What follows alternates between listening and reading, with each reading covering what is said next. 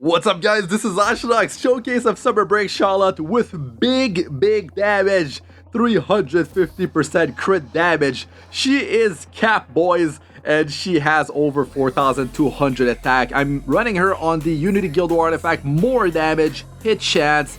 It's great, and man, I love to see the numbers in red, right? The crit chance and the crit damage cap. It's beautiful, and I have penetration set on her, guys, to push the damage of her skill number 3, or if she gets to go with skill 1, and I don't have souls, let's say, right?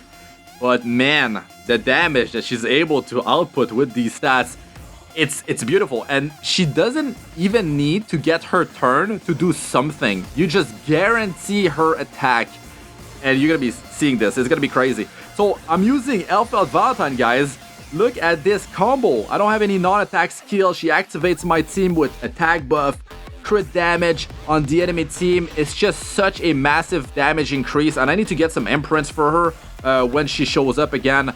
But man, I saw the potential after she got buffed. Elfeld, man, like just getting attack buff and defense break on the enemy, that is crazy. That's like a Galleon in Summoner's War. It's just tremendous damage increase.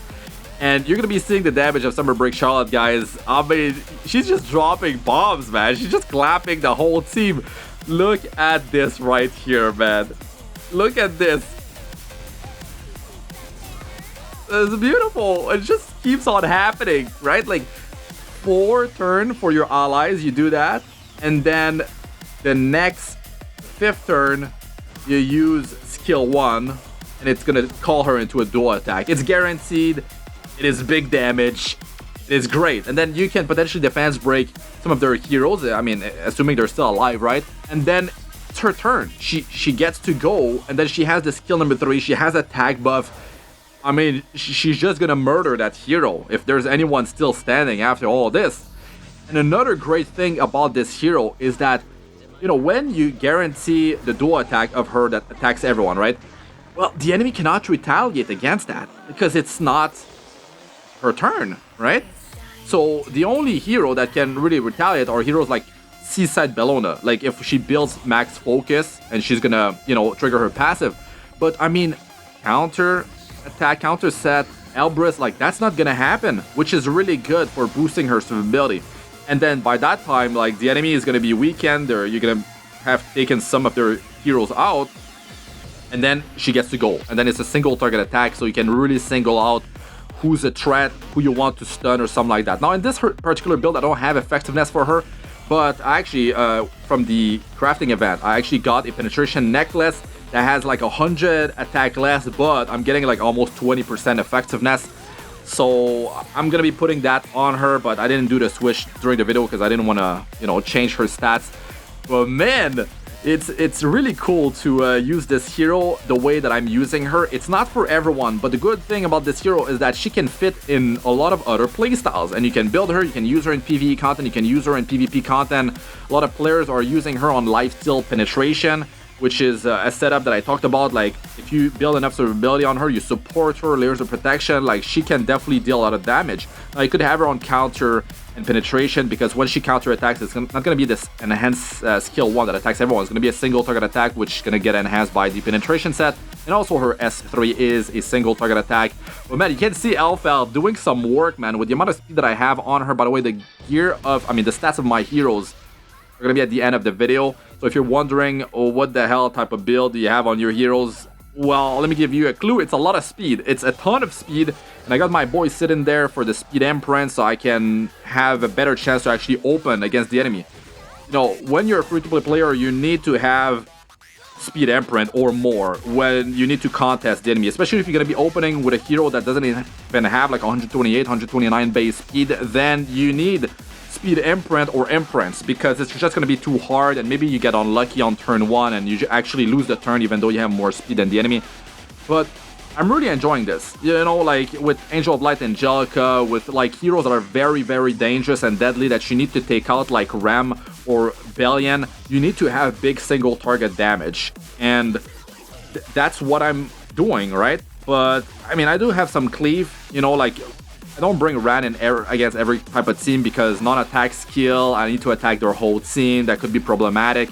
You know, you always have stuff like Angel of Light Angelica. There's Remove, which is really annoying if you're using Ran. But, you know, with Elfelt, on the other hand, though, it works out beautifully. And with single-target heroes like Assassin Sid, Elfelt, that's a great combo of single-target attackers. There's no non-attack skill, and it really enables the team to deal tremendous damage. I mean, it's not only attack buff, it's attack buff and defense break. I mean, it's completely ridiculous. Like, doubling your damage, even tripling your damage versus, you know, tank your heroes with higher defense. Look at that. You saw that damage, over 31,000 damage versus a Rose with defense buff, guys. Like, her skill 3 deals a ton of damage if someone survives. Now, if you don't take the target out, you can at least stun them, hopefully. And that gives you time, some breathing room, so you can just take that hero out. Or maybe take someone out, since they're stunned, right? If more than one hero is alive. So this is working out pretty well for me. Now, if the enemy is putting immunity on their team, if they cut in your rotation, that could be problematic, right? If they're able to cut, put defense buff on themselves, put a skill nullifier before she gets to actually cleave with her S1, her enhanced dual attack, yeah, her enhanced skill number 1, it's gonna be a problem. So you need to have a lot of speed. This is a problem running this type of team, is that the amount of gear. Look at that, man. She did land a crit, man. That was beautiful. That was beautiful. I love when things like that are happening versus an Earth hero. That's why I'm using the Unity artifact too. It's more damage, but also it's always activated no matter how much health they have. And by the time she goes, some of the heroes will have taken damage. So portions of the saviors, let's say, will not be activated if the heroes are under 50% HP. So you also get the, you know, the hit chance, which means versus Earth heroes or evasion-based heroes, she's got an upper hand compared to if she didn't have hit chance. And I really like the Unity artifact. It's hard to decide who you're gonna be putting it on, but I mean, if you're able to make her work in your team, then yeah, that's definitely a strong artifact. Now there's the Spear of a New Dawn, Senya artifact. I only have one copy at plus 15, which is 75% chance to activate. I don't like it. Like that's not high enough for me. I would need like 90% plus a chance to trigger. So I'll try to work on that over time. But to be honest, like, not a big deal. Like, this is not a hero that has completely insane amount of attack. Yes, I do have attack buff when I'm running her with, like, Elfeld, or even, like, with Ran, right? Because I have Silver Rain that gives her attack buff. That's why having her with higher attack compared to the rest of the team is quite important. So you might want to run her on an attack set. If you're like, oh man, I want the attack buff from Silver Rain to go on her, or, you know, any other type of hero, like a Pavel, right?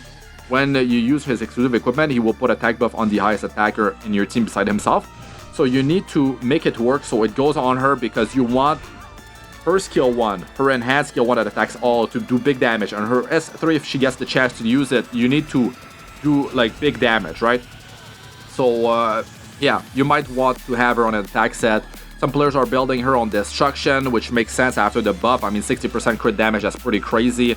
Attack set is 45% attack increase. You could have her on Rage set, which I've done in the first video, the showcase of her. And to be honest, when I'm running her with Ran and when I'm running her with Elfelt, since, thank God for the current meta, guys, players don't like to put the immunity set on their heroes anymore, right? So it opens doors for these type of things to happen, right? You don't need to have a Dispeller before Elfelt goes, because the meta is currently to not have immunity. It's to have a 2-piece like Penetration, right? Another 2-piece.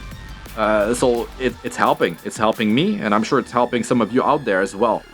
So yeah, I mean, if someone survives after all this damage, you can see that Sid is just doing like tremendous damage. And when she gets, look at the damage. Oh my god, together 62,000 on Apocalypse, right? She got like triple clapped. She got triple murdered. It's amazing. Gotta take out those cancerous Apocalypse Ravi like that. It's just beautiful. It feels good because they are so annoying. You guys know what I mean. And there's quite a few of these type of heroes are quite annoying in the meta, and it really feels good when you're able to, like, you know, overkill them, basically. So yeah, let us know what you guys think about all that in the comment section. That's it for this one. I'm Astranox. Good luck with all ya do. Peace out for now.